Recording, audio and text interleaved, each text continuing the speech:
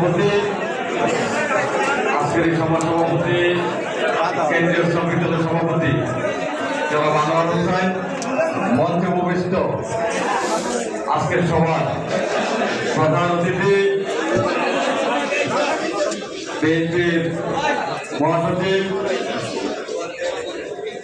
জনাব মির্জা ফখরুল ইসলাম আলমগীর, মঞ্চে উপবিষ্ট শ্রমিক দলের প্রতিষ্ঠাতা সাধারণ সম্পাদক, শ্রমিক দলের সভাপতি,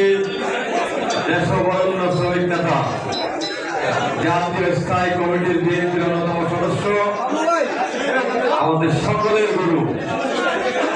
জনাব নজরুল ইসলাম খান মঞ্চে উপবিষ্ট আছেন। জাতীয় স্থায়ী কমিটির সদস্য, র্যাবের সভাপতি, বিএনপির জাতীয় স্থায়ী কমিটির সদস্য ডাক্তার জাহিদ হোসেন, মঞ্চে উপবিষ্ট বিএনপির সমাবেশের সম্পাদক জনাব সিরাজুজ্জামান মোল্লা মামুন, মঞ্চে উপবিষ্ট শ্রমিক দলের প্রধান সমন্বয়ক